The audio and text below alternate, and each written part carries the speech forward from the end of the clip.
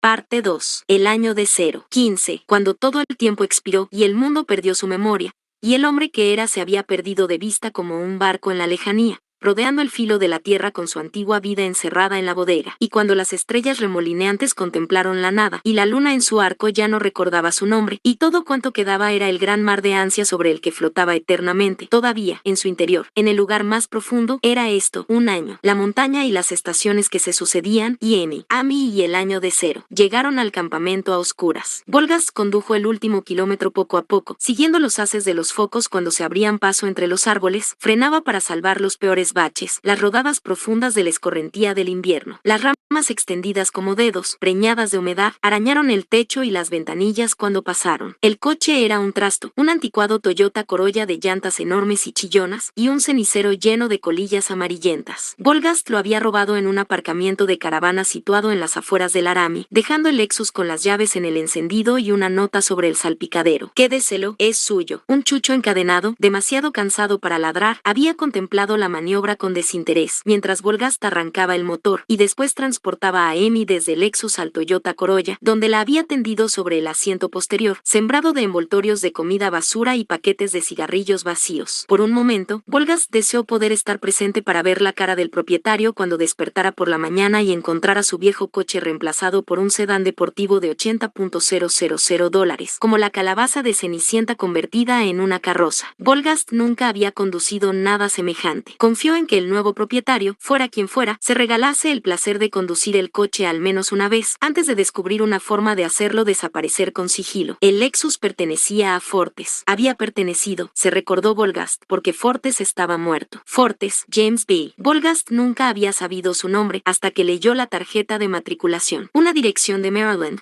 lo que debía significar el USAMRID, o quizá los Institutos Nacionales de Salud. Volgast había tirado el documento por la ventanilla a un campo de trigo, cerca de la frontera de Colorado con Wyoming, pero había guardado el contenido de la cartera encontrada en el suelo, junto al asiento del conductor, algo más de $600 en metálico y una Visa Titanium. Pero eso había sucedido horas antes, el transcurso del tiempo exagerado por la distancia recorrida. Colorado, Wyoming e Idaho, este último en una oscuridad absoluta, entrevisto tan solo gracias a los focos del Corolla. Habían atravesado Oregón a la amanecer de la segunda mañana, cruzado las mesetas arrugadas del árido interior a medida que el día avanzaba. Estaban rodeados de campos desiertos y colinas doradas azotadas por el viento, donde florecía la artemisa púrpura. Para mantenerse despierto, Volgast conducía con las ventanillas abiertas, y el interior del coche se llenaba de su dulce perfume, el olor de la infancia, de casa. A media tarde notó que el motor del Corolla se forzaba. Habían empezado, por fin, a ascender. Cuando la oscuridad cayó, la cordillera de las Cascadas salió a su encuentro, una masa melancólica que aserraba los rayos del sol poniente e iluminaba el cielo occidental en un abrasador collage de rojos y púrpuras, como una pared de vidrieras. En lo alto, brillaba el hielo sobre las puntas rocosas. Amy dijo, despierta, cariño. Mira, Amy estaba tumbada en el asiento trasero, cubierta con una manta de algodón. Aún estaba débil, había dormido durante la mayor parte de los 2 últimos días, pero daba la impresión de que lo peor había quedado atrás. Su piel presentaba un aspecto mejor, y la palidez cerúlea de la fiebre había desaparecido. Aquella mañana había mordisqueado un bocadillo de huevo y tomado unos sorbos de leche chocolatada que Volgast había comprado en un autoservicio. Algo curioso, era muy sensible a la luz del sol. Daba la impresión de que le causaba dolor físico, y no solo en los ojos. Todo su cuerpo la rechazaba, como si sufriera una descarga eléctrica. En una estación de servicio le había comprado unas gafas de sol, rosa, como de estrella de cine, las únicas lo bastante pequeñas para sostenerse sobre su nariz, y una gorra con el logo de John Deere para que se la encasquetara sobre los ojos. Pero incluso con la gorra y las gafas, apenas había asomado la cabeza de debajo de la manta en todo el día. Al oír su voz, la niña se levantó pese al sueño que la embargaba y miró por el parabrisas. Todavía con las gafas de sol rosa, entornó los ojos para protegerlos de la luz del sol y se masajeó las sienes. El viento que entraba por las ventanillas agitó sus largos mechones de pelo alrededor de la cara. Hay mucha luz, dijo en voz baja. Las montañas, explicó Volgast. Condujo los últimos kilómetros guiado por el instinto, siguiendo carreteras carentes de indicaciones sensaciones que le adentraron todavía más en los pliegues boscosos de las montañas. Un mundo oculto. A donde iban no había ciudades, ni casas, ni gente. Al menos, así lo recordaba. El aire era fresco y olía a pino. El indicador de gasolina estaba casi a cero. Pasaron ante una tienda que Volgast recordaba vagamente, aunque el nombre no le resultaba familiar. Artículos de confección /diagonal Perm. Caza y pesca Milton, y empezó la ascensión final. 3 bifurcaciones después se encontraba al borde del ataque de ansiedad, convencido de que se había extraviado, cuando una serie de pequeños detalles parecieron presentarse ante él como surgidos del pasado. Cierta elevación de la carretera, un fugaz vistazo de un cielo tachonado de estrellas cuando doblaron una curva, y después, bajo las ruedas del Toyota, la acústica expansiva del aire libre cuando cruzaron el río, como cuando era pequeño, con su padre al lado, camino del campamento. Momentos después, llegaron a un claro entre los árboles. Al lado de la carretera se alzaba un letrero castigado por el clima, Campamento Bear Mountain, y debajo, colgando de un par de cadenas oxidadas, se vende, con el nombre de una agencia inmobiliaria y un número de teléfono de una centralita telefónica de Salem. El letrero, como tantos que Volgast había visto en la carretera, estaba acribillado a balazos. Hemos llegado, dijo. El camino de entrada al campamento, de 1,5 kilómetros de longitud, seguía la cima de un alto dique que dominaba el río, rodeaba un grupo de peñascos y les internaba en la arboleda. Sabía que el lugar estaba cerrado desde hacía años. ¿Seguirían en pie los edificios? ¿Qué encontrarían? Las ruinas calcinadas de un incendio devastador, tejados podridos y hundidos bajo el peso de la nieve invernal, pero entonces, al salir de los árboles, apareció el campamento, el edificio que los chicos llamaban la Casa Vieja, porque entonces ya era vieja, y detrás de ella y a su alrededor, las cabañas y edificios anejos más pequeños, una docena en total. Al otro lado había más bosque y un sendero que descendía hasta el lago, 80 hectáreas de silencio cristalino, contenido por un dique de tierra en forma de frijol. Cuando se acercaron a la casa, los faros del Toyota resbalaron sobre las ventanas delanteras, y recrearon por un momento la ilusión de luces encendidas en el interior, como si esperaran su llegada, como si no hubieran atravesado el país, sino retrocedido en el tiempo, salvado el abismo de 30 años, cuando Volgast era un niño. Frenó el coche ante el porche y apagó el motor. Experimentó, aunque fuera extraño, el ansia de rezar una oración de gracias para agradecer de alguna manera su llegada. Pero habían pasado muchos años desde que lo hiciera por última vez, demasiados. Bajó del coche y salió al asombroso frío. Su aliento formó chorros sequinos alrededor de la cara. Estaban a principios de mayo, y el aire todavía parecía conservar el recuerdo del invierno. Se acercó al maletero y lo abrió. Cuando lo había abierto por primera vez, en el aparcamiento de un Walmart, al oeste de Rock Springs, había descubierto que estaba lleno de latas de pintura vacías. Ahora contenía provisiones, ropa para ambos, comida, artículos de tocador, velas, pilas, camping gas y botellas de propano, diversas herramientas básicas, un kit de primeros auxilios y un par de sacos de dormir desinflados. Lo suficiente para establecerse, aunque no tardaría en tener que bajar de la montaña.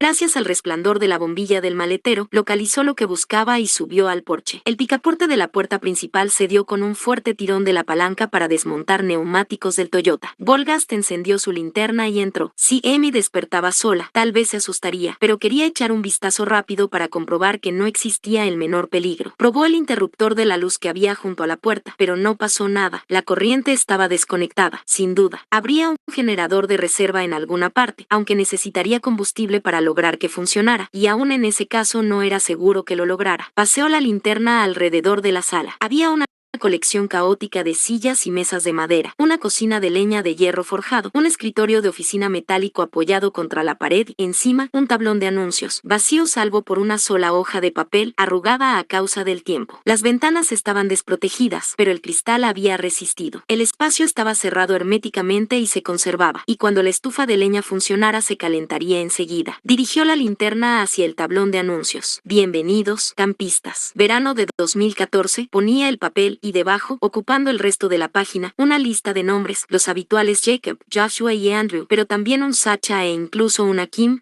cada uno seguido por el número de la cabaña que le habían asignado. Volgast había ido 3 años seguidos, y durante el último, el verano en que había cumplido 12 años, trabajó de ayudante de monitor, durmió en una cabaña con un grupo de niños pequeños, muchos de ellos afligidos por una nostalgia de su hogar que los debilitaba casi tanto como una enfermedad, entre los que se pasaban llorando toda la noche, y las excentricidades nocturnas de sus torturadores. Volgast apenas había pegado ojo en todo el verano, y sin embargo, nunca había sido tan feliz. Aquellos días días fueron, en muchos sentidos, los mejores de su infancia, tiempos dorados. Al otoño siguiente sus padres se lo llevaron a Texas y empezaron todos sus problemas. El propietario del campamento era un tal señor Ale, un profesor de biología de instituto con la voz profunda y la caja torácica abombada de un defensa de rugby, cosa que había sido en otro tiempo. Era amigo del padre de Volgast, aunque, hasta donde él recordaba, este jamás había reconocido dicha amistad. El señor Ale vivía arriba con su esposa durante los veranos, en una especie de apartamento. Eso era lo que Volgast andaba buscando. Atravesó una puerta giratoria para salir de la zona común y se encontró en la cocina armaritos de madera rústicos, un tablero del que colgaban ollas y cacerolas oxidadas, un fregadero con una bomba anticuada, y un horno y una nevera con la puerta entreabierta, todo alrededor de una amplia mesa chapada en pino. Todo estaba cubierto de una gruesa capa de polvo. El horno era un antiguo aparato comercial de metal blanco, con un reloj delante, cuyas manecillas se habían detenido en las 3:06. Giró uno de los mandos y oyó el silbido del gas. De la cocina salía una estrecha escalera que conducía al segundo piso, una madriguera de diminutas habitaciones encajadas bajo el alero. Casi todas estaban vacías, pero en dos de ellas descubrió un par de catres, con los colchones vueltos hacia la pared. Y eso no era todo. En una de las habitaciones, sobre una mesa de caballete situada junto a la ventana, descubrió un aparato lleno de cuadrantes e interruptores. Lo tomó por una radio de onda corta. Regresó al coche. Amy continuaba durmiendo, acurrucada bajo la manta. La sacudió con dulzura para despertarla. La niña se levantó y se frotó los ojos. ¿Dónde estamos? En casa, contestó Volgast. Pensó mucho en Lila durante aquellos primeros días en la montaña. Por extraño que pudiera parecerle, en sus pensamientos no tenía cabida la curiosidad acerca del mundo y de lo que estaría pasando en aquellos momentos. Dedicaba los días a las tareas domésticas, restaurar el orden en la casa y cuidar de Amy, pero su mente, que tenía libertad para viajar a donde deseara, prefirió trasladarse al pasado, flotando sobre él como un ave encima de una enorme extensión de agua, sin costa a la vista, con la única compañía del distante reflejo de sí mismo en la reluciente superficie. No era cierto que se hubiera enamorado de Lila nada más conocerla, pero eso era más o menos lo que había ocurrido. La había conocido un domingo de invierno, cuando entró en urgencias llevado a hombros por dos amigos que olían a sudor de gimnasio. Volgast no era un gran jugador de baloncesto.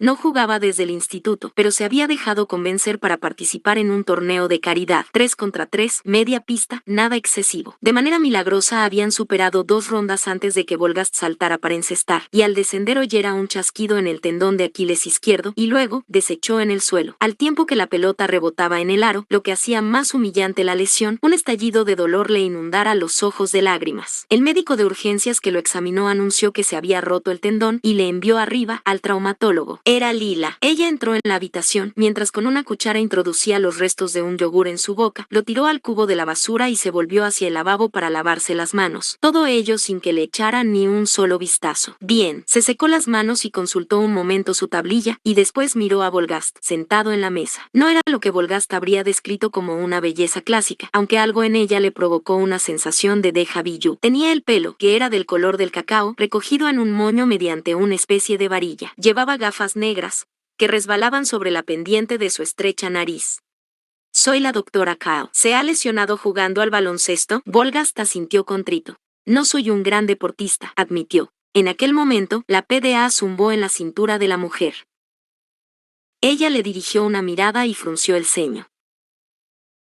Después, con serena precisión, apoyó un solo dedo extendido sobre el lugar situado detrás del tercer dedo del pie izquierdo. Apriete aquí. Volgast lo hizo, o al menos lo intentó. El dolor fue tan intenso que creyó que estaba enfermo. ¿A qué se dedica usted? Volgast tragó saliva. Soy policía, logró articular. Dios, cómo duele. Ella estaba escribiendo algo en su libreta. Policía, repitió. ¿Qué tipo de policía? Del FBI. Buscó un destello de interés en sus ojos, pero no vio ninguno. Observó que no llevaba alianza en la mano izquierda, aunque eso no tenía por qué significar nada. Tal vez se la quitara cuando visitaba a sus pacientes. Voy a pedir que le hagan una exploración, dijo, pero estoy segura en un 90% de que se le ha roto el tendón. ¿Qué significa eso? Ella se encogió de hombros. Que necesitará cirugía. No le voy a mentir. No es divertido. Llevará un inmovilizador durante 8 semanas y necesitará 6 meses para recuperarse por completo. Sonrió. Lamento comunicarle que sus días de baloncestista han terminado.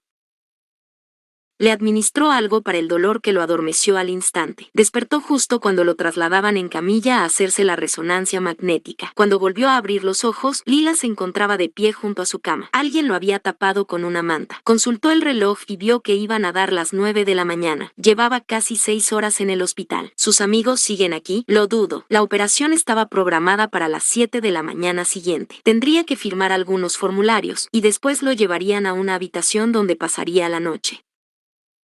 Ella le preguntó si tenían que llamar a alguien. Pues no, aún notaba la cabeza turbia a causa del Vicodin. Me parece un poco patético. Ni siquiera tengo gato. Ella le estaba mirando expectante, como esperando a que dijera algo más. Volgast estaba a punto de preguntarle si se conocían de antes, cuando ella rompió el silencio con una repentina y brillante sonrisa. Bien, estupendo, dijo. La primera cita tuvo lugar 2 semanas después de la operación, y consistió en una comida en la cafetería del hospital. Volgast, con muletas, la pierna izquierda envuelta en un artilugio de plástico y velcro desde la rodilla hasta el dedo gordo del pie, se vio obligado a esperar en la mesa como un inválido, mientras ella iba a buscar su comida. Ella iba en pijama, tenía guardia aquella noche, explicó, y dormiría en el hospital, pero se había aplicado un poco de maquillaje y rímel, y se había cepillado el pelo. La familia de Lila era del este, de cerca de Boston. Después de estudiar en la Facultad de Medicina de la Universidad de Boston, una experiencia horrible, dijo, los 4 peores años de su vida, de la vida de cualquiera, como si un coche te arrastrara. Se había trasladado a Colorado para trabajar de residente en traumatología. Pensó que iba a odiar aquella enorme y anónima ciudad, tan lejos de casa, pero sucedió lo contrario. Solo sintió alivio. Le gustaba la extensión descuidada de Denver, su caótica maraña de autovías e hileras de casas, la amplitud de sus elevadas llanuras y las montañas indiferentes, la forma de hablar de la gente, espontánea y sin pretensiones, y el hecho de que casi todo el mundo procedía de otra parte. Todos eran exiliados, como ella. Todo me parecía de lo más normal. Estaba untando un bagel con crema de queso. Era su desayuno, aunque eran casi las 8 de la noche. Creo que no sabía lo que era la normalidad. Era justo lo que necesitaba una chica nerviosa de Wellesley, explicó. Volgast se sentía desesperadamente aventajado, y así se lo dijo. Ella rió, avergonzada, y le tocó la mano un momento. No deberías, dijo. Ella trabajaba mucho. Les resultaba imposible verse de una forma normal, ir a restaurantes o al cine. Volgast estaba inválido y pasaba los días sentado en su apartamento, nervioso. Después iba en coche al hospital y los dos cenaban en la cafetería. Ella le dijo que se había criado en Boston, hija de profesores universitarios, le habló del colegio, de sus amigos y estudios, del año que había pasado en Francia, cuando quería ser fotógrafa. Volgast se formó la idea de que ella había estado esperando que apareciera alguien en su vida para quien todo eso resultara nuevo. Le encantaba escuchar, ser esa persona. Tardaron casi un mes en cogerse de la mano. Acababan de terminar de cenar, cuando Lila se quitó las gafas, se inclinó sobre la mesa y lo besó. Fue un beso largo y tierno. Su aliento olía a la naranja que acababa de comer. Ya está, dijo. ¿De acuerdo? Paseó la vista a su alrededor de forma teatral y bajó la voz. O sea, técnicamente, soy tu médico. Mi pierna ya se siente mejor, dijo Volgast. Cuando se casaron, él tenía 35 años y Lila 31. Era un día de septiembre. La ceremonia se celebró en Cape Cod, en un pequeño club náutico que dominaba una tranquila bahía, con veleros que oscilaban bajo un cielo azul límpido de otoño. Casi todos los asistentes eran miembros de la familia de Lila, que era gigantesca, como una enorme tribu, tantas tías, tíos y primos que Volgast fue incapaz de contarlos, ni de recordar sus nombres. Tuvo la impresión de que la mitad de las mujeres habían sido compañeras de piso de Lila en uno u otro momento, y estaban ansiosas por contarle diversas escapadas juveniles que, a la postre, se le antojaron todas iguales. Volgast nunca se había sentido tan feliz. Bebió demasiado champán y se encaramó sobre una silla para lanzar un brindis largo y sensiblero, aunque totalmente sincero, que culminó cantando, desafinando, una estrofa de Embraceable You. Todos aplaudieron y rieron, antes de arrojarles una tormenta de arroz. Si alguien sabía que Lila estaba embarazada de 4 meses, no soltó prenda. Volgast lo achacó a la reserva de Nueva Inglaterra, pero después descubrió que no le importaba a nadie. Todo el mundo se sentía feliz por ellos. Con el dinero de Lila, pues, en comparación con los ingresos de ella, los de él eran risibles, compraron una casa en Cherry Creek, un barrio de rancio abolengo con árboles, parques y buenos colegios, y esperaron a que naciera la niña. Sabían que sería niña. Eva era el nombre de la abuela de Lila, un personaje de armas tomar que, según la leyenda familiar, había navegado en el Andrea Doria y salido con un sobrino de Al Capone. A Volgast le gustaba el nombre, y en cualquier caso, una vez Lila lo sugirió, quedó aceptado. El plan consistía en que Lila trabajara hasta la fecha del parto. Después del nacimiento de Eva, Volgast se quedaría en casa con ella durante un año, y después Lila trabajaría a media jornada en el hospital cuando él regresara a la agencia. Era un plan demencial, plagado de problemas en potencia que ambos preveían pero sobre los que no meditaban. De alguna manera, conseguirían sacarlo adelante. Durante la 34ª semana, la presión arterial de Lila subió y su ginecóloga le ordenó que guardara cama y reposara. Dijo a Volgast que no se preocupara. No era tan alta como para que la niña corriera peligro. Al fin y al cabo, Lila era médico. Si existía un problema real, se lo diría. A Volgast le preocupaba el que trabajara demasiado, que pasara tantas horas de pie en el hospital, y se alegró de que se quedara en casa, atendida como una reina que bajaba las escaleras para comer, ver películas y leer libros. Entonces, una noche, 3 semanas antes de la fecha prevista, Volgast llegó a casa y la descubrió llorando, sentada en el borde de la cama con la cabeza entre las manos, presa del dolor. Algo va mal, anunció. En el hospital, dijeron a Volgast que la tensión era de 160/95, un estado conocido como preeclampsia. Ese era el origen de sus jaquecas. Estaban preocupados por la posibilidad de que sufriera una apoplejía, por los riñones de Lila y por los daños que pudiera sufrir el feto. Todo el mundo estaba muy serio, sobre todo Lila, pálida de preocupación. Tendrían que provocar el parto, dijo el médico. Un parto vaginal era lo mejor en casos como aquel, pero si no paría en 6 horas, tendrían que proceder a una cesárea. La sujetaron a un gotero de pitocin y a otro de sulfato de magnesio para impedir apoplejías. Ya pasaba de la medianoche. El magnesio, dijo la enfermera con insultante jovialidad, sería incómodo. Volgast le preguntó qué quería decir aquello. La enfermera dijo que era difícil de explicar, pero que no le gustaba. La conectaron a un monitor fetal y después esperaron. Fue espantoso. Lila, en la cama, gemía de dolor. Volgast nunca había vivido nada semejante. Le conmovió hasta lo más hondo. Lila dijo que era como si tuviera diminutas hogueras en todo el cuerpo, como si su cuerpo la odiara. Nunca se había sentido tan desdichada. Si era obra del magnesio o del pitocin, eso Volgast lo ignoraba, y nadie quiso contestar a sus preguntas. Empezaron las contracciones, pero la enfermera dijo que no había dilatado lo suficiente. 2 centímetros, como mucho, pero el ritmo cardíaco del feto era casi inexistente. Volgast se preguntó hasta cuándo podría prolongarse. Habían asistido a las clases y obedecido todas las instrucciones. Nadie había dicho que sería así, como ver un accidente de coche a cámara lenta. Por fin, poco antes del amanecer, Lila dijo que tenía que empujar. Tenía que. Nadie creía que estuviera preparada, pero el doctor la examinó y descubrió, milagrosamente, que estaba en 10 centímetros. Todo el mundo empezó a correr de un lado a otro, reordenando la habitación con todos sus objetos sobre ruedas, calzándose guantes limpios y plegando una sección de la cama bajo la pelvis de Lila. Volgast asistía impotente a aquello, un barco sin timón en alta mar. Tomó la mano de Lila mientras empujaba, 1, 2 y 3 veces. Después, todo terminó. Alguien extendió unas tijeras en ángulo para que Volgast cortara el cordón umbilical. La enfermera colocó a Eva en un calentador y le practicaron el test de Apgar. Después puso un gorro sobre la diminuta cabeza de la recién nacida, la envolvió en una manta y se la entregó a Volgast. ¡Qué asombroso! De repente, todo quedó atrás, el pánico, el dolor y la preocupación, y había una flamante recién nacida en la habitación. Nada en la vida lo había preparado para aquello, el tacto de un bebé, su hija, en sus brazos. Eva era muy pequeña, apenas 2 kilos. Su piel era tibia y rosácea, el rosa de los melocotones madurados por el sol, y cuando acercó su cara a la de él, proyectó un olor ahumado como si la hubieran sacado de una hoguera. Le estaban dando puntos a Lila. Aún estaba aturdida a causa de los fármacos. Volgast se sorprendió al ver sangre en el suelo, una mancha ancha y oscura debajo de ella. Con la confusión, no se había fijado. Pero Lila estaba bien, dijo el médico. Volgast le enseñó a su hija, y después abrazó a Eva durante mucho rato, mientras repetía su nombre una y otra vez, antes de que la enfermera se la llevara a la nursery. Amy iba recuperando las fuerzas día tras día, pero su sensibilidad a la luz no remitía. Volgast descubrió que en uno de los edificios anexos había pilas de madera contrachapada y una escalerilla, además de un martillo, una sierra y clavos. Tuvo que cortar y medir a mano las tablas, y después subirlas por las escaleras y sujetarlas mientras las clavaba, con el fin de aislar las ventanas del segundo piso. Pero después de la larga ascensión en el recinto, una hazaña que, en comparación, se le antojaba inverosímil, esa tarea doméstica sin importancia no parecía gran cosa. Amy se pasaba casi todo el día descansando, y se despertaba al anochecer para comer. Le preguntó dónde estaban, en Oregón,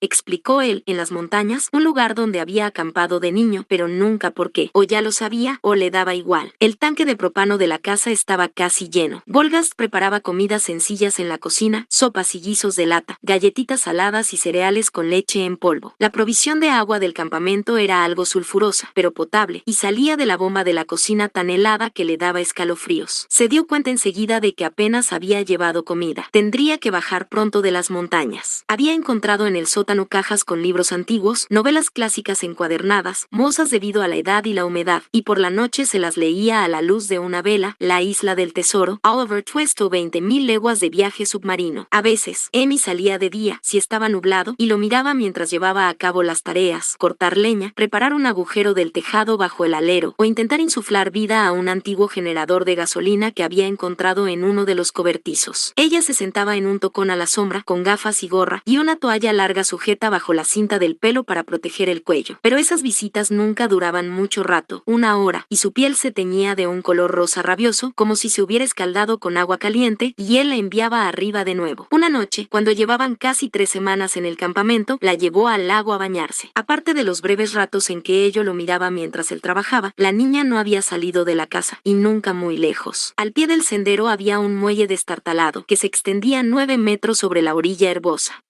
Volgast se quedó en ropa interior y dijo a Amy que le imitara. Había llevado toallas, champú y una pastilla de jabón. ¿Sabes nadar? Amy negó con un movimiento de cabeza. Muy bien, te voy a enseñar. La tomó de la mano y la condujo hasta el lago. El agua estaba helada. Entraron juntos en las aguas profundas, hasta que a Amy le llegaron al pecho. Volgast la levantó, la sostuvo en horizontal y le dijo que moviera brazos y piernas. Suéltame, dijo ella. ¿Estás segura? La respiración de Amy se había acelerado. Ajá, la soltó. Amy se hundió como una piedra. A través de las aguas transparentes, Volgast vio que había dejado de moverse. Tenía los ojos abiertos y paseaba la vista a su alrededor, como un animal que examinara un nuevo hábitat. Después, con un gracejo sorprendente, extendió los brazos y los movió a su alrededor, giró los hombros y surcó las aguas con diestros movimientos de rana. Un perfecto estilo crawl. Un instante después estaba deslizándose sobre el fondo arenoso, fuera de su vista. Volgast estaba a punto de zambullirse cuando ella emergió a 3 metros de distancia, en una zona donde no hacía pie, sonriente y jubilosa. Fácil, dijo, mientras movía las piernas. Como volar. Volgast, estupefacto, solo pudo reír. Ve con cuidado, dijo, pero antes de que pudiera terminar la frase, Amy había llenado los pulmones de aire y desaparecido bajo el agua de nuevo. Le lavó el pelo y procuró explicarle lo demás. Cuando hubieron terminado, el cielo estaba oscuro,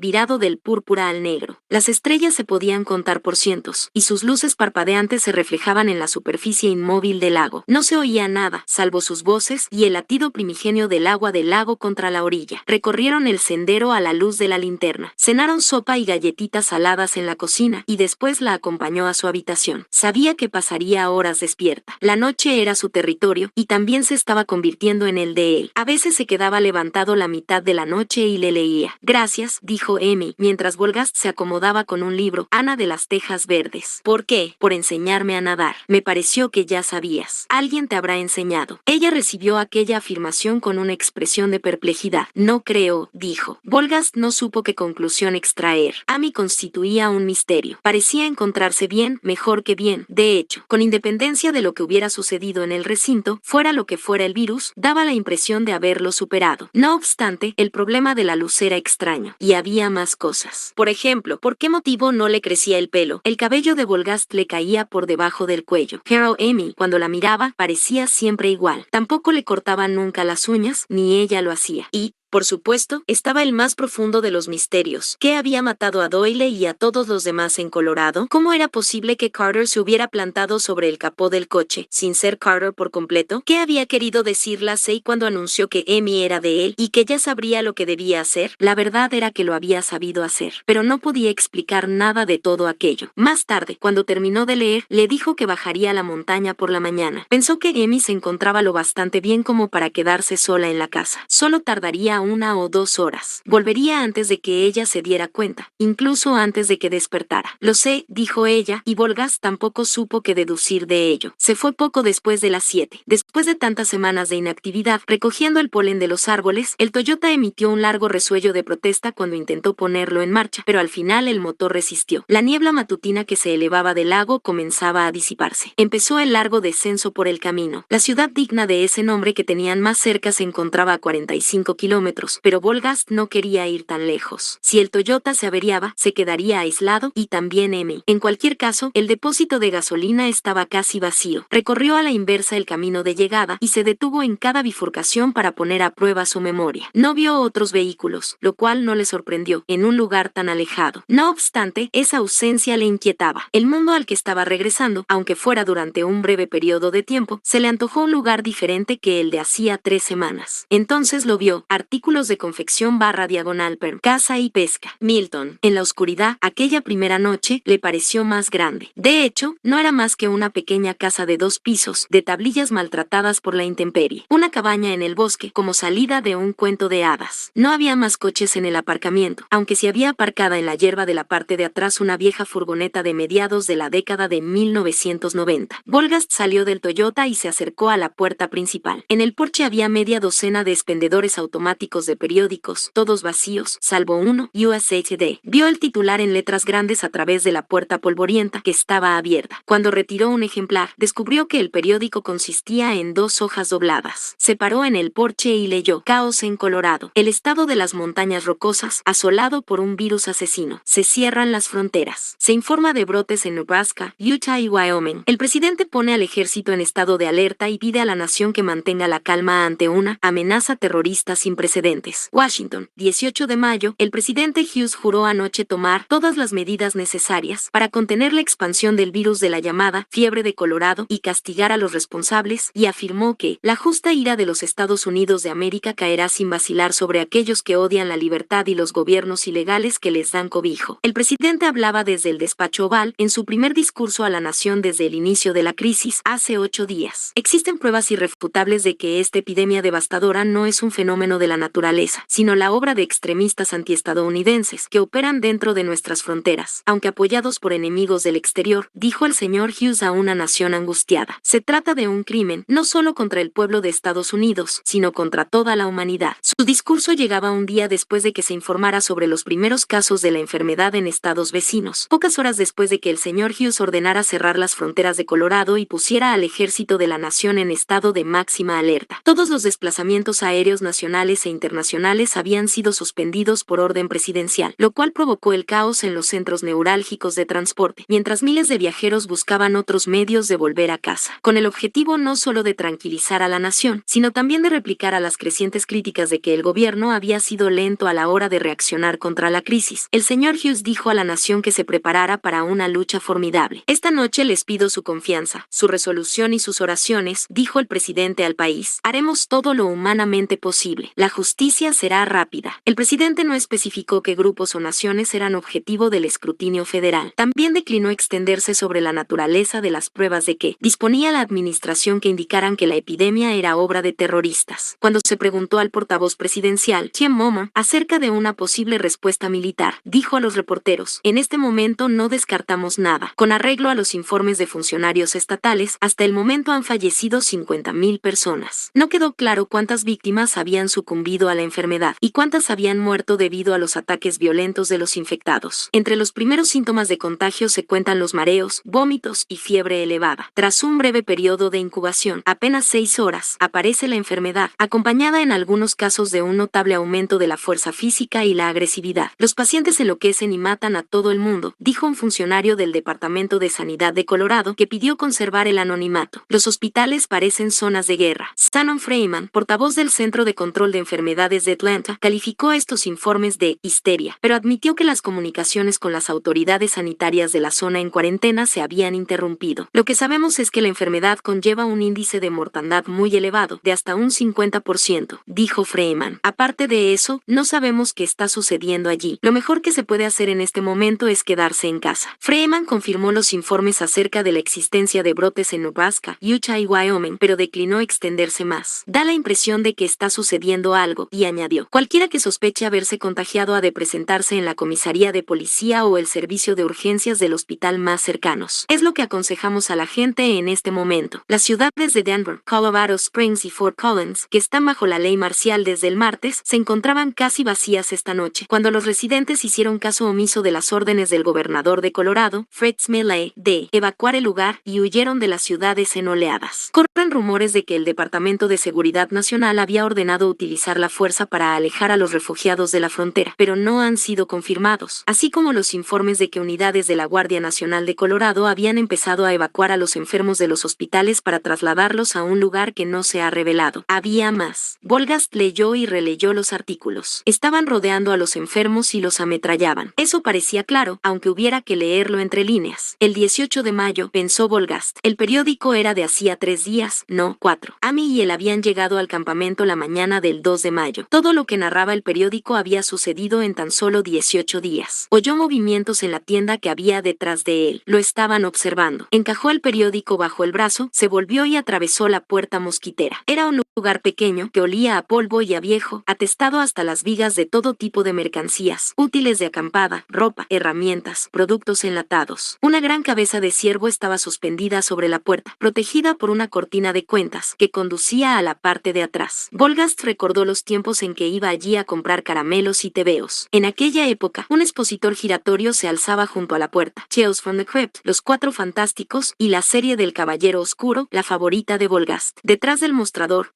sentado en un taburete, había un hombre grande, calvo, con una camisa de franela a cuadros, los vaqueros sujetos por unos tirantes rojos. En la cadera llevaba un revólver del 38 dentro de una funda de cuero. Intercambiaron saludos con la cabeza cautelosos. El periódico son 2 pavos, dijo el hombre. Volgast sacó un par de billetes del bolsillo y los dejó sobre el mostrador. ¿Tiene algo más reciente que esto? Es lo último que he visto, dijo el hombre, al tiempo que guardaba los billetes en la caja registradora. El repartidor no se deja ver desde el martes, lo cual significaba que era viernes. El viernes previo al fin de semana del Memorial Day. 2. Tampoco es que importara demasiado. Necesito algunas provisiones, dijo Volgast. Municiones. El hombre lo miró un momento y enarcó sus pobladas cejas grises. ¿Qué lleva? Una Springfield. Una 459, dijo Volgast. El hombre tamborileó con los dedos sobre el mostrador. Bien, echemos un vistazo. Sé que lo lleva encima. Volgast extrajo el arma de la espalda. Era la que Lacey había dejado en el suelo del Lexus. El cargador estaba vacío. Volgast ignoraba si quien disparó había sido ella u otra persona. Tal vez había dicho algo, pero no se acordaba. Con aquel caos, costaba saber quién era quién. En cualquier caso, conocía el arma. La agencia utilizaba ese modelo. Liberó el cargador y corrió el cerrojo para mostrar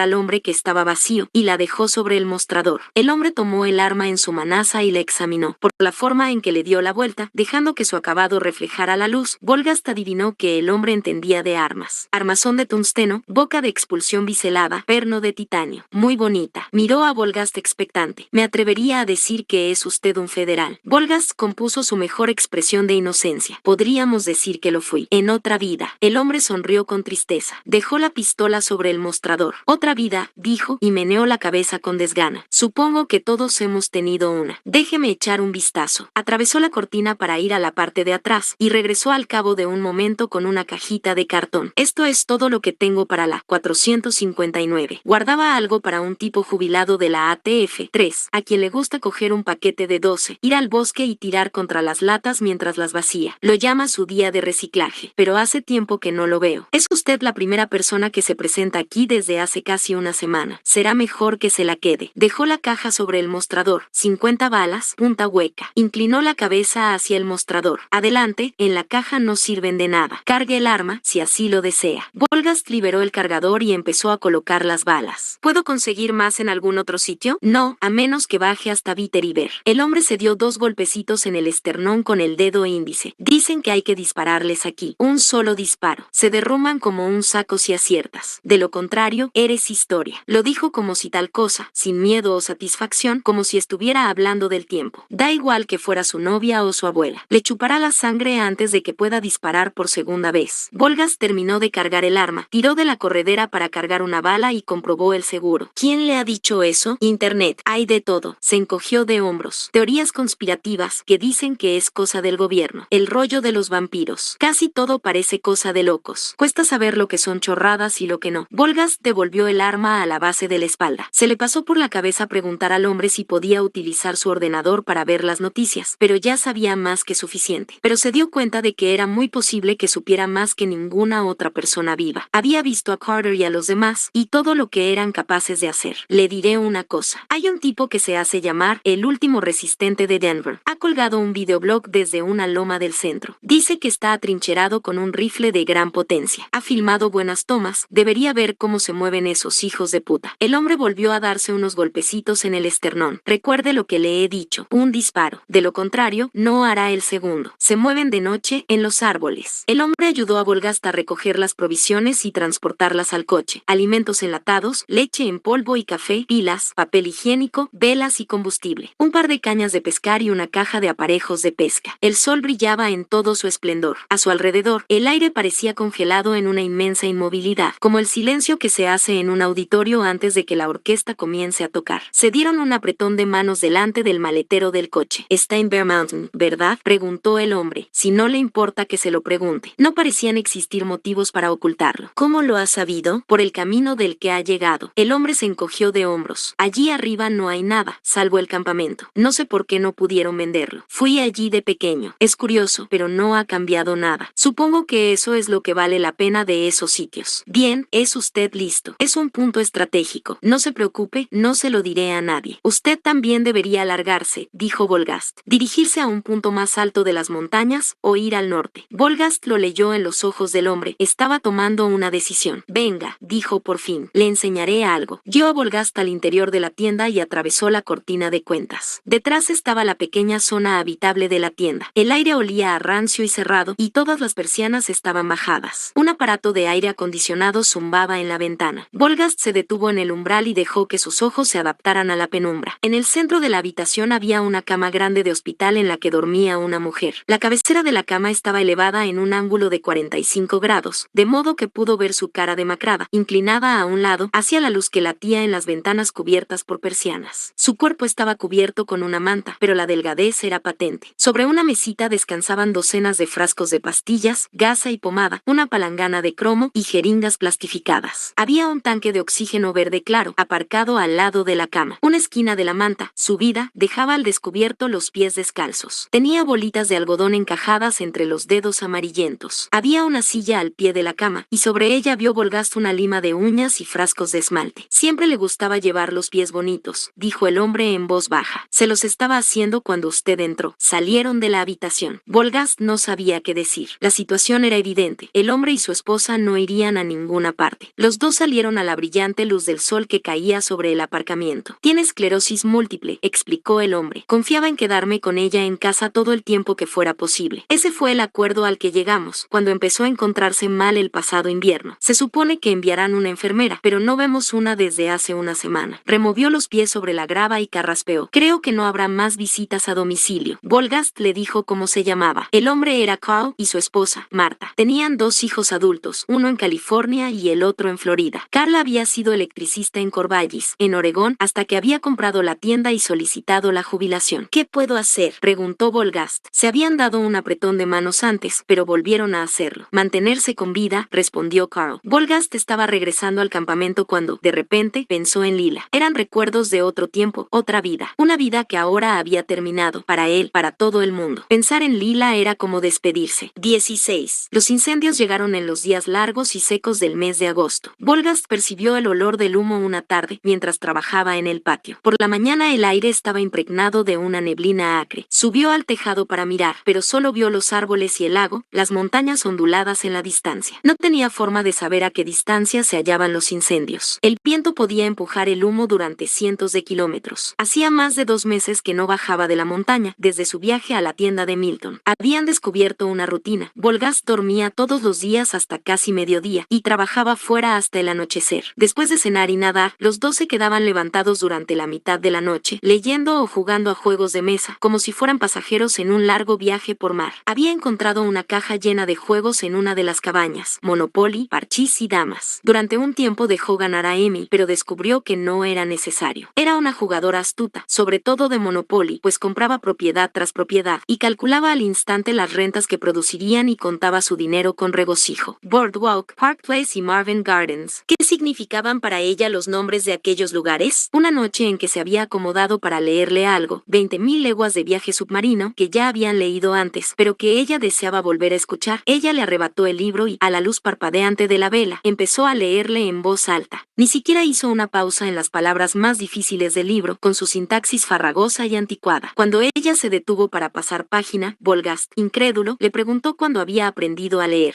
Bien, ya lo habíamos leído, explicó ella. Supongo que me acuerdo. El mundo exterior a la montaña se había convertido en un recuerdo cada día más lejano. No consiguió que el generador funcionara. Esperaba poder utilizar la radio de onda corta, y hacía tiempo que había dejado de intentarlo. Si estaba sucediendo lo que él sospechaba, razonó, lo mejor era no saberlo. ¿Qué podría hacer con la información? ¿A dónde podrían ir? Pero ahora los bosques estaban ardiendo, empujaban una muralla de humo asfixiante desde el oeste. Cuando llegó la tarde del día siguiente, estaba claro que tendrían que marcharse, pues el incendio se dirigía hacia ellos. Si saltaba el río, nada lo detendría. Volgast cargó el Toyota y depositó a Amy, envuelta en una manta, en el asiento del pasajero. Cogió un paño mojado para cada uno, con el fin de taparse la boca y los ojos irritados. No habían recorrido ni 3 kilómetros cuando vieron las llamas. El humo cortaba la carretera, y el aire era irrespirable, una muralla tóxica. Un viento soplaba con fuerza y lanzaba el fuego hacia la montaña, hacia ellos. Tuvieron que dar media vuelta. No sabía cuánto tiempo les quedaba hasta que llegara el incendio. No podía mojar el tejado de la casa. Tendrían que esperar. Al menos, las ventanas atrancadas ofrecían cierta protección del fuego, pero al anochecer los dos estaban tosiendo y asfixiándose. En uno de los edificios anexos había una vieja canoa de aluminio. Volgast la arrastró hasta la orilla y después se llevó a Amy. Remó hasta el centro del lago, mientras veía los incendios devorar la montaña en dirección al campamento, una visión de furiosa belleza, como si se hubieran abierto las puertas del infierno. Amy estaba tumbada contra él en el fondo de la canoa. Si tenía miedo, no lo demostraba. No había otra cosa que hacer. Toda la energía del día lo abandonó y, bien a su pesar, cayó dormido. Cuando despertó por la mañana, el campamento seguía en pie. Los incendios no habían saltado el río. El viento había cambiado en algún momento de la noche y empujado las llamas hacia el sur. El aire continuaba impregnado de humo, pero dedujo que el peligro había pasado. Después, esa misma tarde oyeron un gran trueno, como si alguien sacudiese una enorme hoja de hojalata sobre sus cabezas, y una lluvia torrencial los acompañó durante toda la noche. No daba crédito a su buena suerte. Por la mañana decidió utilizar los últimos litros de gasolina para bajar la montaña y echar un vistazo a Carl y Marta. Esa vez iría con Amy. Después de los incendios, haría todo lo posible por no volver a perderla de vista. Esperó al anochecer y se pusieron en camino. Los incendios habían llegado cerca. A menos de 1 kilómetro de la entrada del campamento, el bosque había quedado reducido a ruinas humeantes, y la tierra estaba chamuscada y arrasada, como si se hubiera librado una terrible batalla. Desde la carretera, Volgast vio cadáveres de animales, no solo pequeños, como zarigüeyas y mapaches, sino ciervos, antílopes e incluso un oso, hecho un ovillo sobre sí mismo en la base de un árbol de tronco ennegrecido, muerto mientras buscaba en la tierra una bolsa de aire respirable. La tienda continuaba en pie, incólume. No había luces encendidas, pero no cabía duda de que la corriente eléctrica estaría desconectada. Volgast dijo a Amy que esperara en el coche, recuperó una linterna y entró en el porche. La puerta estaba cerrada con llave. Llamó con los nudillos una y otra vez y llamó a Carl por el nombre, pero no obtuvo respuesta. Por fin, utilizó la linterna para romper la ventana. Carl y Marta estaban muertos. Se habían acostado juntos en la cama de hospital de Marta, Carl acuclillado contra los hombros, rodeando su pecho con el brazo, como si estuvieran echando una siesta. Podría haber sido el humo, pero el aire de la habitación reveló a Volgast que llevaban muertos mucho más tiempo. Sobre la mesita de noche había una botella medio vacía de whisky y al lado un periódico doblado, como el primero que había visto, inquietantemente delgado, con un enorme titular del que desvió la mirada, ya que prefirió guardarlo en el bolsillo para leerlo después. Paró un momento al pie de la cama. Después, cerró la habitación y por primera vez, lloró. La furgoneta de Carl seguía aparcada detrás de la tienda. Volgast cortó un fragmento de manguera, condujo el Toyota hasta la parte de atrás y trasladó el contenido del depósito de la camioneta a su coche. No sabía a dónde tendría que ir, pero la temporada de incendios no había terminado. Había sido un error casi fatal el haberse dejado sorprender. Encontró una lata de gasolina vacía en un cobertizo que había detrás de la casa, y cuando el depósito del Toyota estuvo hasta los topes,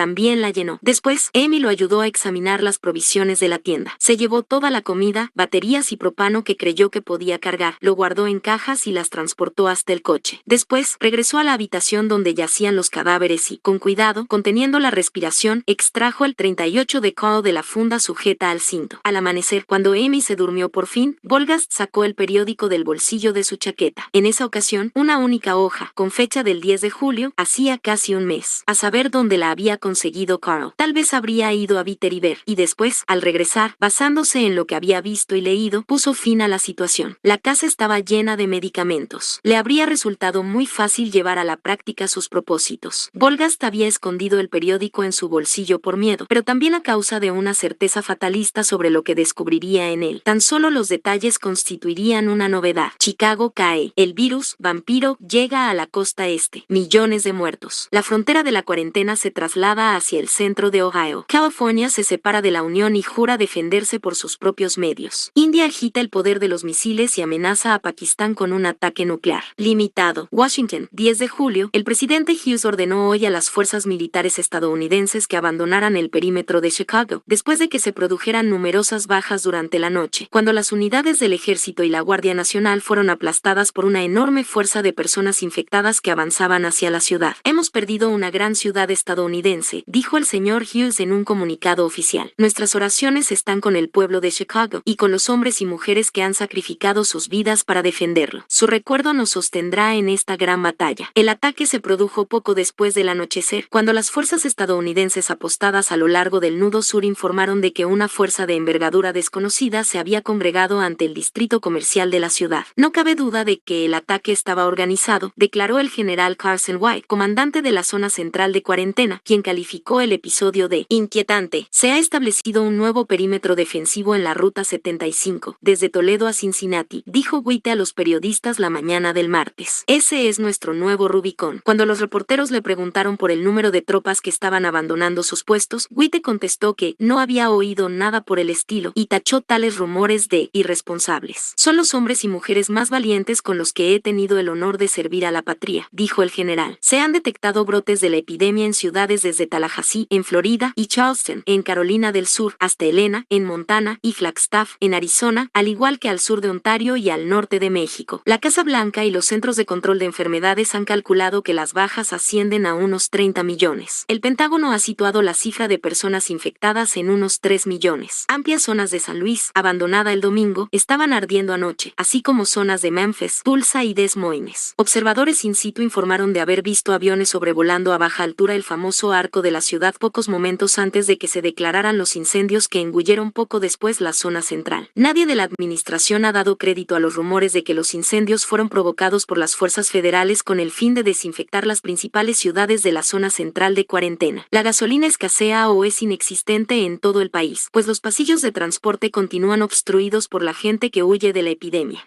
Es asimismo difícil encontrar comida, así como suministros médicos, desde vendajes a antibióticos. Muchos refugiados de la nación no tienen a dónde ir ni medios para desplazarse. Estamos atrapados, como todos los demás, dice David Callahan, delante de un McDonald's situado al este de Pittsburgh. Callahan se había trasladado en coche con su familia, su mujer y 2 hijos pequeños, desde Akron, en Ohio, un viaje que, en circunstancias normales, habría durado 2 horas, pero que aquella noche le había costado 20. Con la gasolina casi agotada, Callahan paró delante de una gasolinera de los alrededores de Monroeville y descubrió que los surtidores estaban secos y el restaurante se había quedado sin comida 2 días antes. Íbamos a casa de mi madre, en Johnstown, pero me he enterado de que ha llegado también allí, dice Callahan, mientras un convoy del ejército, compuesto por 50 vehículos, pasa por la carretera. Nadie sabe a dónde ir, dice. Esos monstruos están por todas partes. Aunque la enfermedad aún no se ha propagado más allá de Estados Unidos, Canadá y México, naciones de todo el mundo se están preparando para dicha eventualidad. Italia, Francia, España y otros estados europeos han cerrado sus fronteras, mientras que otras naciones han hecho acopio de suministros médicos o prohibido los desplazamientos interurbanos. La Asamblea General de las Naciones Unidas, reunida por primera vez en La Haya desde que abandonó su sede central de Nueva York a principios de la semana pasada, aprobó una resolución de cuarentena internacional que prohíbe a cualquier buque o avión acercarse a menos de 200 millas de América del Norte. A lo largo y ancho de Estados Unidos, las iglesias y sinagogas han informado de récords de asistencia, cuando millones de fieles se han congregado para rezar. En Texas, donde el virus está muy extendido, el alcalde de Houston, Perry Wooten, escritor de éxito y ex líder espiritual de la Iglesia de la Biblia del Santo Esplendor, mayoritaria en la nación, ha declarado la ciudad puerta del cielo y animado a ciudadanos y refugiados llegados de otros puntos del estado a congregarse en el Reliant Stadium de Houston para preparar nuestra ascensión al trono del Señor, no como monstruos, sino como hombres y mujeres de Dios. En California, donde la infección todavía no ha llegado, el Parlamento estatal se reunió anoche en una sesión de urgencia y aprobó sin más trámites la Declaración de Independencia de California, por la que dicho estado cortaba sus vínculos con la Unión y se declaraba nación soberana. En su primer acto como presidenta de la República de California, la exgobernadora Cindy Shaw ordenó que todas las fuerzas militares y policiales estadounidenses quedaran bajo el mando de la Guardia Nacional de California. Nos defenderemos, como es el deber de cualquier nación, dijo Shaw al Parlamento, entre aplausos ensordecedores. California, y todo cuanto defiende, resistirá. Desde Sacramento, el portavoz de la administración Hughes, Tim Momer, dijo a los informadores: esto es absurdo. No es el momento más adecuado para que cualquier gobierno estatal o local tome en sus manos la seguridad del pueblo estadounidense. Nuestra postura es que California sigue siendo parte de Estados Unidos. Momer también advirtió de que cualquier fuerza militar o policial californiana que se opusiera a los esfuerzos de liberación federales sería objeto de duras sanciones. Que nadie se equivoque, dijo Momer. Serán considerados combatientes enemigos ilegales.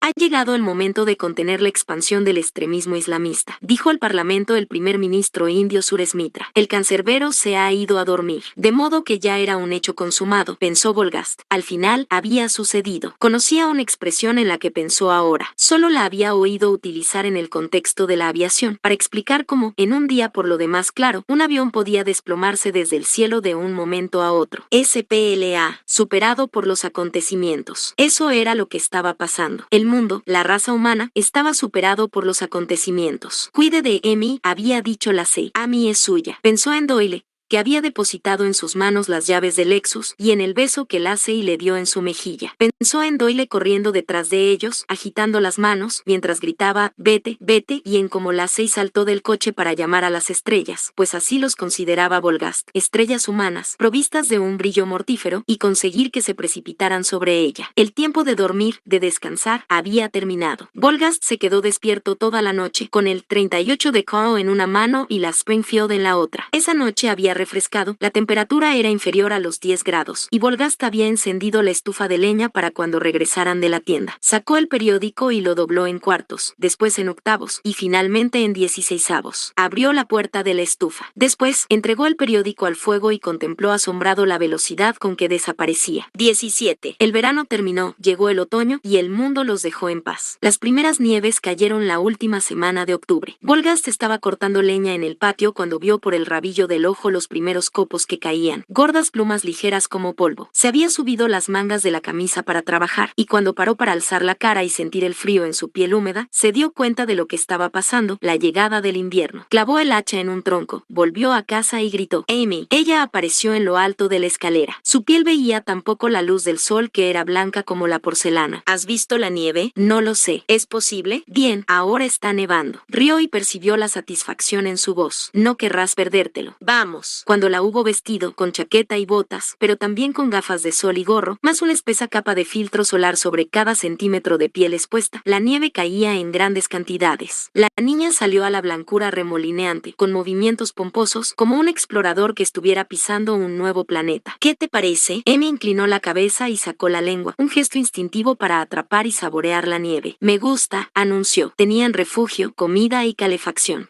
En otoño había hecho 2 viajes más a Milton's, consciente de que, en cuanto el invierno llegara a la carretera, no podrían pasar, y se llevó toda la comida restante. A base de racionar los alimentos enlatados, la leche en polvo, el arroz y las judías, Volgast creía que su almacén podría durar hasta la primavera. El agua estaba lleno de peces, y en una de las cabañas había encontrado un barreno. Por consiguiente, pergeñar sedales sería tarea fácil. El depósito de propano estaba a medias. Bien, el invierno. Le dio la bienvenida, sintió que su mente se relajaba trabajaba y adoptaba su ritmo. Al fin y al cabo, no había aparecido nadie. El mundo se había olvidado de ellos. Estaban aislados juntos, sanos y salvos. Por la mañana había una capa de 30 centímetros de nieve alrededor de la cabaña. El sol brillaba entre las nubes. Volgast dedicó la tarde a desenterrar la leña, abrió un sendero que la comunicaba con la casa, y después otro hasta la pequeña cabaña que pensaba utilizar como heladera, ahora que había llegado el frío. Vivía una existencia casi por completo nocturna. Era más sencillo adaptarse al horario de Amy, y el reflejo del sol sobre la nieve parecía cegarlo, como si fuera una explosión que estuviera obligado a presenciar. Eso debía de sentir Amy en todo momento, incluso con luz más suave. Cuando caía la oscuridad, los dos volvían a salir. «Te voy a enseñar a hacer ángeles de nieve», dijo Volgast. Se tendió de espaldas. Sobre él, un cielo repleto de estrellas. Había descubierto en Milton's un tarro lleno de cacao en polvo, del que no había hablado a Amy, pues su plan era reservarlo para una ocasión especial. Esa noche secarían su ropa húmeda en la estufa, se sentarían acariciados por su resplandor y beberían cacao caliente. «Mueve tus brazos y piernas», le dijo, así. Ella se sentó sobre la nieve a su lado. Su cuerpo diminuto era tan ligero y ágil como el de una gimnasta. Movió sus flexibles miembros adelante y atrás. «¿Qué es un ángel?», Volgast pensó un momento. En ninguna de sus conversaciones había surgido nada por el estilo. «Bien, es una especie de fantasma, supongo. Un fantasma, como Jacob Marley». Habían leído Cuento de Navidad, o mejor dicho, Amy se lo había leído. Desde aquella noche de verano en que había descubierto que la niña sabía leer, y no solo leer, sino leer bien, con sentimiento y expresión, Volgast se había limitado a escuchar. «Sí, supongo, pero no tan aterrador como Jacob Marley». Seguían acostados, el uno al lado del otro, sobre la nieve. «Los ángeles son. Bien, supongo que son como fantasmas buenos. Fantasmas que nos vigilan desde el cielo. O al menos, eso cree alguna gente». «¿Y tú?». Volgast se contuvo. No terminaba de acostumbrarse a la franqueza de Amy. Su falta de inhibiciones se le antojaba, por una parte, muy infantil, pero con frecuencia era cierto que las cosas que decía y las preguntas que formulaba poseían una sinceridad que lindaba con la sabiduría. «No lo sé. Mi madre sí. Era muy religiosa, muy devota. Mi padre, creo que no. Era un buen hombre, pero era ingeniero». No pensaba así. Durante un momento ambos guardaron silencio. «Está muerta», dijo en voz baja. «Lo sé». Volgast se incorporó. Amy tenía los ojos cerrados. «¿Quién es ella, Amy?». Pero en cuanto hizo la pregunta, supo a qué se refería Amy. «Mi madre. Mi madre está muerta». «No me acuerdo de ella», dijo Amy. Su voz era impasible, como si le estuviera diciendo algo que él ya debería saber. «Pero sé que está muerta». «¿Cómo lo sabes?». «Lo sentí». La mirada de Amy se encontró con la de Volgast en la oscuridad. «Lo siento a todos». A veces, en las horas que preceden al amanecer, Amy soñaba. Volgast oía sus sollozos en la habitación de al lado, el crujido de los muelles de su catre cuando se removía de un lado a otro. No eran sollozos exactamente, sino murmullos, como voces que hablaran en su sueño. A veces se levantaba y bajaba a la habitación principal de la casa, que tenía amplios ventanales con vistas al lago. Volgast la observaba desde la escalera. Se quedaba parada unos momentos, al resplandor y el calor de la estufa, con la cara vuelta hacia las ventanas. Era evidente que seguía dormida y Volgast sabía que no debía despertarla. Después, daba media vuelta, subía las escaleras y se acostaba. «¿Cómo lo sientes, Amy?», le había preguntado. «¿Qué sientes?». «No lo sé», había contestado. «No lo sé. Están tristes. Son muchos. Han olvidado quiénes eran». «¿Quiénes eran, Amy?». Y ella dijo: «Todos. Son todos». Volgast dormía ahora en el primer piso de la casa, en una silla de cara a la puerta. «Se desplazan de noche», le había dicho Carl, «en los árboles. Solo puedes disparar una vez». ¿Qué eran esas cosas de los árboles? Eran gente, del mismo modo en que Carter había sido una persona en otro tiempo, en que se habían transformado, y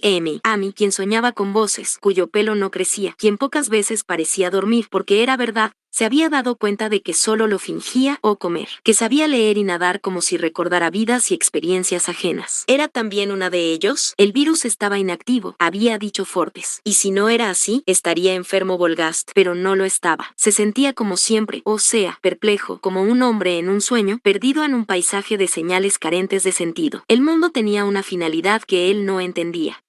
Entonces, una noche de marzo, oyó un motor. La nieve era abundante y profunda. Brillaba la luna llena. Se había quedado dormido en la silla. Cayó en la cuenta de que había estado oyendo, mientras dormía, el sonido de un motor que descendía por el largo camino que conducía a la casa. En su sueño, una pesadilla, ese sonido se había convertido en el rugido de las hogueras del verano, que quemaban el bosque mientras avanzaban en su dirección. Había estado corriendo con Amy a través del bosque, rodeados de humo y fuego, y la había perdido. Un fogonazo de luz en las ventanas, pisadas y pasos en el porche, pesados, irregulares. Volgast se levantó al instante, todos sus sentidos en estado de alerta. Sujetaba la Springfield en la mano. Quitó el seguro del arma. La puerta se estremeció cuando alguien la golpeó con fuerza 3 veces. «Hay alguien fuera». La voz de Amy. Volgast se volvió y la vio parada al pie de las escaleras. «Arriba». Volgast le habló con un susurro ronco. «Deprisa. ¿Hay alguien ahí?» Una voz de hombre en el porche. «Veo humo. Me alejaré. Arriba. Amy, ya». Más golpes en la puerta. «Por el amor de Dios, si alguien me oye, que abra la puerta». Amy subió las escaleras. Volgast se acercó a la ventana y miró. Ni coche ni camioneta, sino una motonieve con contenedores sujetos al chasis. A la luz de los faros, al pie del porche, había un hombre con parca y botas. Estaba acuclillado, con las manos sobre las rodillas. Volgast se encaminó a la puerta y la abrió. «Retroceda», advirtió. «Déjeme ver las manos». El hombre levantó los brazos con movimientos débiles. «No voy armado», dijo. Estaba jadeando, y fue entonces cuando Volgast vio la sangre, una franja brillante sobre un lado de la parca. Tenía una herida en el cuello. «Estoy enfermo», dijo el hombre. Volgast alzó el arma. «Largo de aquí». El hombre cayó de rodillas. «Jesús», gimió. «Hostia». Después, inclinó la cabeza hacia adelante y vomitó en la nieve. Volgast se volvió y vio a Amy, parada en el umbral. «Entra, Amy». «No pasa nada, cariño», dijo el hombre, al tiempo que levantaba una mano ensangrentada para saludarla. Se secó la boca con el dorso de la mano. «Haz lo que dice tu papá. He dicho que entres, Amy, ahora». Amy cerró la puerta. «Así está bien», dijo el hombre. Continuaba de rodillas, de cara a Volgast. «Ella no debería ver esto. Jesús, estoy hecho una mierda. ¿Cómo nos ha encontrado?» El hombre sacudió la cabeza y escupió en la nieve. «No vine en su busca, si se refiere a eso».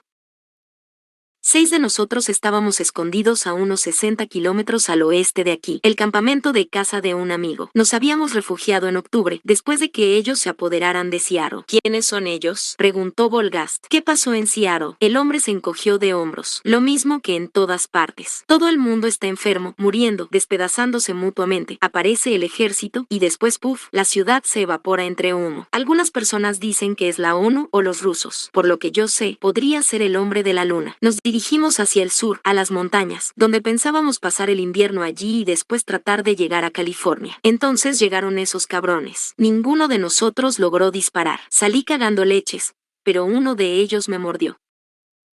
La muy puta surgió de la nada. No sé por qué no me mató como a los demás, pero dicen que hacen eso. Esbozó una sonrisa débil. Supongo que fue mi día de suerte. ¿Lo siguieron? Que me aspen si lo sé. Olí su humo a 1,5 kilómetros de aquí, como mínimo. No sé cómo lo hice. Como bacon en una sartén. Alzó la cara con una mirada desdichada. «Por el amor de Dios, se lo suplico. Lo haría yo mismo si tuviera una pistola». Volgast tardó un momento en comprender lo que le estaba pidiendo el hombre. «¿Cómo se llama?», preguntó. «Bob». El hombre se humedeció los labios con una lengua reseca y gruesa. «Bob Saunders». Volgast hizo un gesto con la Springfield. «Tenemos que alejarnos de la casa». Se internaron en el bosque, Volgast a 5 pasos del hombre. Este avanzaba despacio en la nieve espesa. A cada pocos pasos hacía una pausa para recuperar el aliento, con las manos sobre las rodillas, y respiraba con dificultad. «¿Sabe qué es lo más divertido?», preguntó. «Yo era actuario. La vida y las víctimas. Si fuma, si conduce sin el cinturón de seguridad, si come Big Macs todos los días. Podría decirle cuándo va a morir, casi el mes exacto». Se aferró a un árbol para conservar el equilibrio. «Supongo que nadie tuvo en cuenta jamás esta posibilidad, ¿verdad?». Volgast no dijo nada. «¿Lo hará, verdad?», preguntó Bob.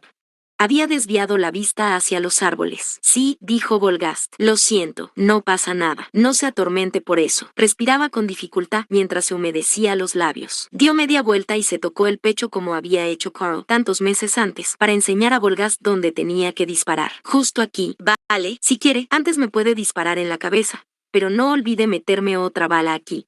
Volgast se limitó a asentir, sorprendido por la franqueza del hombre, su tono práctico. «Dígale a su hija que lo ataqué», añadió. «No debería enterarse de esto. Y queme el cadáver cuando haya terminado. Gasolina, queroseno, algo inflamable como eso». Se estaban acercando a la orilla del río. A la luz de la luna, la escena estaba impregnada de un silencio sobrenatural, bañado en azul. Volgast oyó, bajo la nieve y el hielo, el gorgoteo sereno del río. «Un lugar tan bueno como cualquier otro», pensó. «Dese la vuelta», dijo, de cara a mí. Pero el hombre Bob no pareció haberlo oído. Avanzó 2 pasos más en la nieve y se detuvo. Había empezado a desnudarse, se quitó la parca ensangrentada y la tiró a la nieve, y después se bajó los tirantes de sus pantalones de nieve para levantar la sudadera sobre la cabeza. He dicho que se dé la vuelta. ¿Sabe lo que me jode?, dijo Bob. Se había quitado la camiseta felpada y arrodillado para desanudarse las botas. ¿Cuántos años tiene su hija? Siempre quise tener hijos. ¿Por qué no lo hice? No lo sé, Bob. August alzó la Springfield. Levántese y póngase de cara a mí, ya. Bob se levantó. Estaba pasando algo. Estaba toqueteando la herida ensangrentada del cuello. Otro espasmo lo sacudió, pero la expresión de su rostro era plácida, casi sexual. A la luz de la luna, su piel parecía brillar. Arqueó la espalda como un gato, con los ojos nublados de placer. Caramba, es estupendo, dijo Bob. Es algo muy bueno. Lo siento, dijo Volgast. Espere. Bob había abierto los ojos de pronto. Extendió las manos. Espere un momento. Lo siento, Bob, repitió Volgast, y apretó el gatillo. El invierno terminó con lluvia. La lluvia cayó sin cesar durante días y días, inundó los bosques, alimentó las aguas del río y el lago, y barrió lo que quedaba de la carretera. Había quemado el cadáver, siguiendo las instrucciones de Bob. Lo había empapado de gasolina y, cuando las llamas se extinguieron, vertió lejía sobre las cenizas y lo enterró todo bajo un túmulo de piedras y tierra. A la mañana siguiente, registró la motonieve. Los contenedores sujetos al chasis eran latas de gasolina vacías, pero en una bolsa de piel colgada del manillar encontró el billetero de Bob, un permiso de conducir con la foto de Bob y una dirección de Spokane, las tarjetas de crédito habituales, algunos dólares en metálico y un carnet de biblioteca. También había una fotografía de estudio. Bob, en camiseta, posaba con una bonita rubia, sin duda embarazada, y 2 niños pequeños, una niña con mallas y vestido de terciopelo verde, y un bebé en pijama. Todos sonreían con entusiasmo, hasta el bebé. En el dorso de la fotografía estaba escrito, con letra femenina, Primera Navidad de Timothy. ¿Por qué había dicho Bob que no tenía hijos? Se había visto obligado a verlos morir, una experiencia tan dolorosa que su mente los había borrado de su memoria. Volgast enterró el billetero en la ladera de la colina y señaló el lugar con una cruz, que improvisó con un par de palos atados con bramante. No era gran cosa, pero fue lo único que se le ocurrió. Volgast esperaba que llegaran más. Suponía que Bob no era más que el primero. Únicamente abandonaba la casa para llevar a cabo las tareas más imprescindibles, y solo de día. Siempre llevaba encima la Springfield, y conservaba el 38 de Carl cargado en la guantera del Toyota. Cada pocos días ponía en marcha el motor para mantener cargada la batería.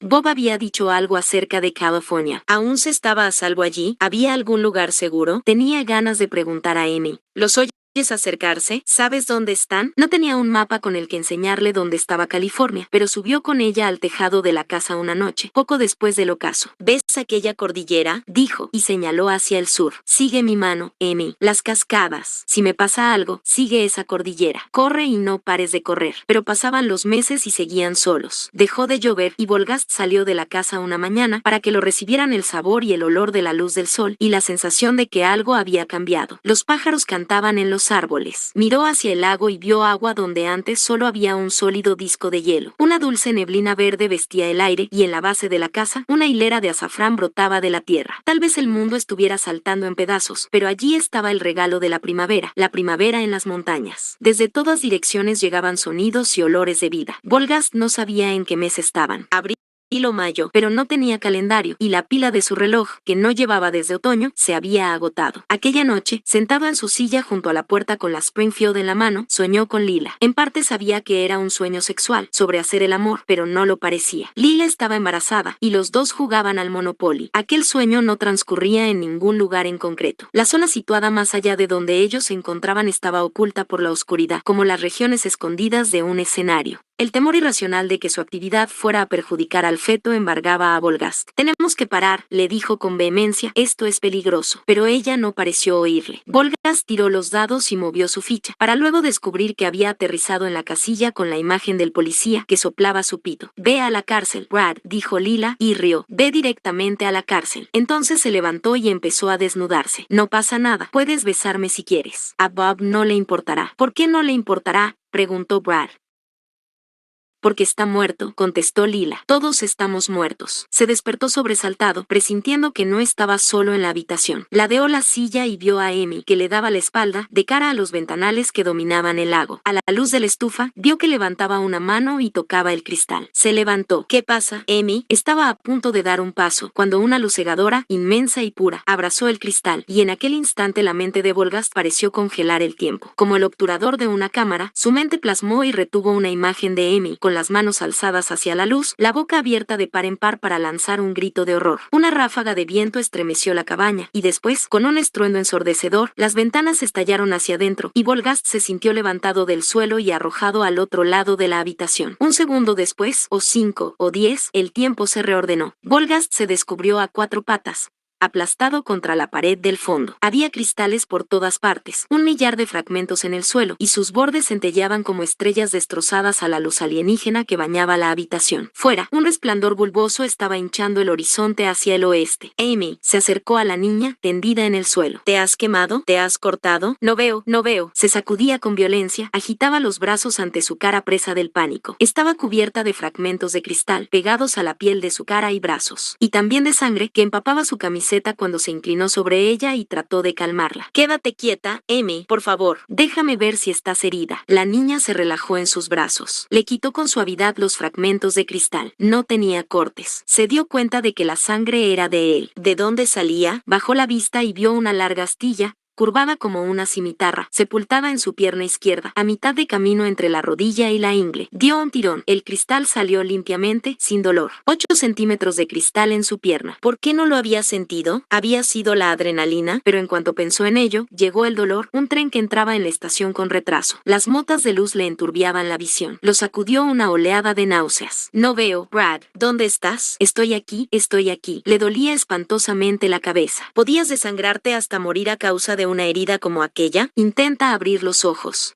No puedo, me duele. Tenía quemaduras producidas por el destello, pensó, en la retina, por haber mirado hacia el núcleo de la explosión. Ni Portland, ni Salem, ni siquiera Corvallis. La explosión se había producido hacia el oeste. Una bomba nuclear extraviada, pensó, ¿pero de quién? ¿Cuántas más habían lanzado? ¿Qué pretendían conseguir? Que él supiera, la respuesta era que nada. No era más que otro violento espasmo de la dolorosa extinción del mundo. Cayó en la cuenta de que cuando salió al sol y saboreó la primavera se había permitido el lujo de pensar que habían dejado atrás lo peor, que todo saldría bien. ¡Qué idiota había sido! Cargó con Amy hasta la cocina y encendió la lámpara. El cristal de la ventana que había sobre el fregadero había aguantado. La sentó en una silla. Encontró una bayeta y la ciñó alrededor de su pierna herida. Amy estaba llorando, con las palmas de las manos apretadas contra los ojos. La piel del rostro y los brazos, que había estado expuesta a la explosión, presentaba un tono rosa intenso, y empezaba a pelarse. Sé que duele, dijo Volgast, pero tienes que abrirlos. Necesito ver si se te ha clavado algún cristal. Tenía una linterna sobre la mesa, preparada para examinar sus ojos en cuanto los abriera. Era una emboscada, pero ¿qué otra cosa podía hacer? Ella negó con la cabeza y se alejó de él. Tienes que hacerlo, Amy. Quiero que seas valiente. Por favor. Siguieron forcejeando un rato, pero al final se rindió. Dejó que él le apartara las manos y abrió los ojos apenas, pero volvió a cerrarlos. La luz me hace daño. Lloró. Llegó a un acuerdo con ella. Contaría hasta 3. Abriría los ojos y los mantendría abiertos mientras él volvía a contar hasta 3. 1. Empezó. 2. 3. Amy abrió los ojos, con todos los músculos de la cara tensos a causa del miedo. Volgast empezó a contar de nuevo, mientras exploraba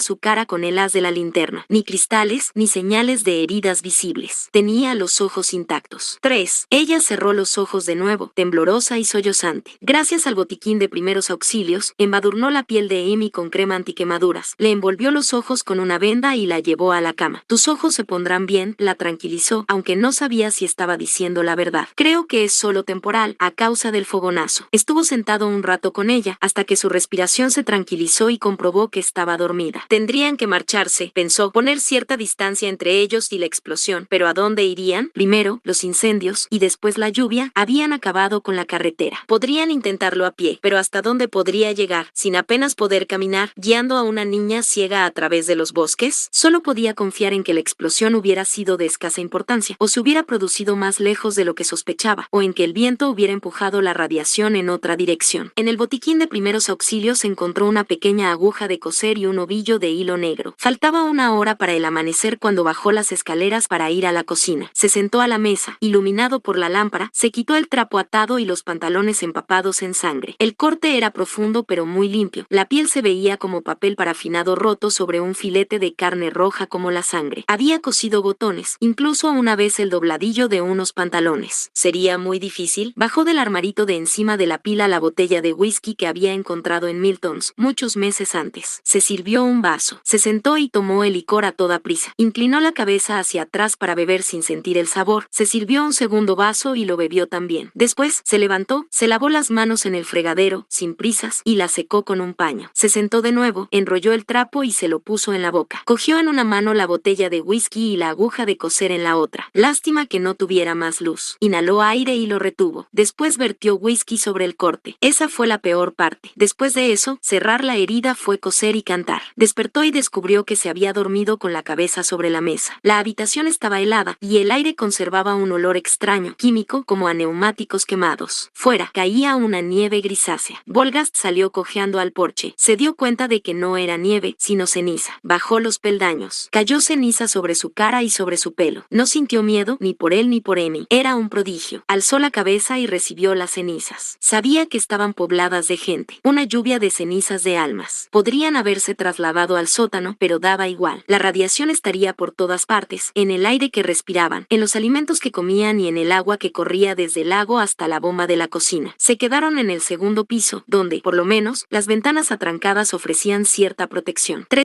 días después, el día en que quitó a Amy los vendajes, había recuperado la vista. Tal como él había prometido, Volgast empezó a vomitar y no pudo parar. Siguió vomitando incluso después de que solo pudiera expulsar un delgado moco negro como alquitrán para techar. La pierna estaba infectada, o al menos la radiación la había afectado. Un pus verdoso manaba de la herida y empapaba los vendajes. Proyectaba un olor asqueroso, un olor que también estaba en su boca, ojos y nariz. Daba la impresión de que le impregnaba el cuerpo. Me pondré bien, dijo a Amy, quien, después de todo lo que había sucedido, seguía igual que antes. Su piel escaldada se había desprendido, y debajo aparecía una nueva capa, blanca como leche iluminada por la luna. Unos días de descanso, y me pondré como nuevo. Llevó su catre bajo el alero, a la habitación contigua a la de Amy. Notaba que los días pasaban a su alrededor, a través de él. Sabía que se estaba muriendo. El revestimiento de su garganta y estómago, el pelo, las encías que sujetaban sus dientes. Las células de su cuerpo se dividían a toda velocidad y se destruían, ¿o acaso no era ese el efecto de la radiación? Y ahora había llegado a su núcleo, lo estaba tanteando como una gran mano mortífera, negra y de huesos finos. Notaba que se estaba disolviendo como una píldora en agua, un proceso irrevocable. Tendrían que haber intentado huir de la montaña, pero ya era tarde para eso. En la periferia de su conciencia, era consciente de la presencia de Amy, de sus movimientos en la habitación, de que sus ojos vigilantes y demasiado sabios estaban clavados en él. Le acercaba tazas de agua a sus labios agrietados. Se esforzaba por beber, deseaba sentir la humedad, pero sobre todo deseaba complacerla, ofrecerle la tranquilidad de que se recuperaría, pero no retenía nada. Me encuentro bien, le decía ella una y otra vez, aunque tal vez solo lo estaba soñando. Su voz sonaba muy cerca de su oído. Le acariciaba la frente con un paño. Sentía su aliento suave en la cara, en la habitación en penumbras. Me encuentro bien. Era una niña. ¿Qué sería de ella cuando él muriera? Esa niña que apenas dormía o comía, y cuyo cuerpo desconocía el dolor o la enfermedad. No, ella no moriría. Eso era lo peor, lo más terrible que habían hecho. El tiempo se abría a su alrededor, como olas alrededor de un muelle. Pasaba de largo, mientras Amy continuaba igual. El total de los días de Noé fue de 950 años. Aunque ignoraba cómo lo habían conseguido, Amy no moriría, no podía morir. Lo siento, pensó. Hice lo que pude y no fue suficiente. Tuve demasiado miedo desde el principio. Si había un plan, no me di cuenta. Amy, Eva, Lila, Lacey. Yo solo era un hombre. Lo siento, lo siento, lo siento, lo siento. Una noche despertó y descubrió que estaba solo. Lo intuyó enseguida. Flotaba en el aire una sensación de partida, de ausencia y huida. El mero hecho de alzar las mantas le exigió todas sus fuerzas. El tacto de la tela en su mano era como papel de lija, como púas de fuego. Se sentó, con un esfuerzo monumental. Su cuerpo era una inmensa cosa agonizante que su mente apenas podía contener. Y no obstante, todavía le pertenecía, el mismo cuerpo con el que había vivido todos los días de su existencia. Era extraño morir, sentir que le estaba abandonando. No obstante, otra parte de él siempre lo había sabido. Morir, le dijo su cuerpo. Morir. Para eso vivimos, para morir. Amy, dijo, y oyó su voz, un graznido apenas audible. Un sonido débil e inútil, sin forma, que pronunciaba un nombre sin que hubiera nadie en una habitación a oscuras. Amy consiguió bajar la escalera hasta la cocina y encender la lámpara. Bajo su resplandor tembloroso, todo parecía seguir como siempre, aunque la estancia había cambiado. La misma estancia donde Amy y él habían vivido juntos durante un año, y al mismo tiempo un lugar nuevo por completo. No habría podido decir qué hora era, ni qué día, ni qué mes. Amy se había ido. Salió dando tumbos al porche y se internó en el bosque oscuro. Un gajo de luna colgaba sobre los árboles, como un juguete infantil suspendido de un cable. Una luna sonriente que oscilaba sobre la cuna de un niño. Su luz se derramaba sobre un paisaje de cenizas, todo agonizante, la superficie viviente de la tierra desprendida que revelaba el núcleo rocoso de todo. Como un decorado, pensó Borgast, un decorado para el fin de todas las cosas, de todos los recuerdos de las cosas. Atravesó el polvillo blanco quebrado sin rumbo fijo, gritando, llamándola. Estaba en los árboles, en el bosque, la casa a una distancia inmensa detrás de él. Dudó si sería capaz de orientarse para regresar, pero ya daba igual. Todo había terminado. Él estaba acabado. Ni siquiera era capaz de llorar. Al final, pensó, todo se reducía a elegir un lugar. Si tenías suerte, podías lograr eso. Estaba sobre el río, bajo la luna, entre los árboles desnudos desprovistos de hojas. Cayó de rodillas y se sentó con la espalda apoyada contra uno y cerró los ojos cansados. Algo se estaba moviendo sobre él en las ramas, pero solo fue consciente de ello de una forma vaga. Un roce de cuerpos en los árboles. Algo que alguien le había dicho en una ocasión, hacía muchas vidas, acerca de desplazarse en los árboles de noche. Pero recordar el significado de aquellas palabras exigía una fuerza de voluntad que ya no poseía. La idea lo abandonó. Una nueva sensación lo recorrió, fría y definitiva, como la corriente de aire de una puerta abierta a la hora más profunda del invierno, al espacio silencioso que separa las estrellas. Cuando el amanecer lo encontrara, él ya no estaría. Amy pensó, mientras las estrellas empezaban a caer por todas partes y a su alrededor, y trató de ocupar su mente únicamente con un nombre, el nombre de su hija, para que lo ayudara a abandonar la vida. Amy, Amy, Amy.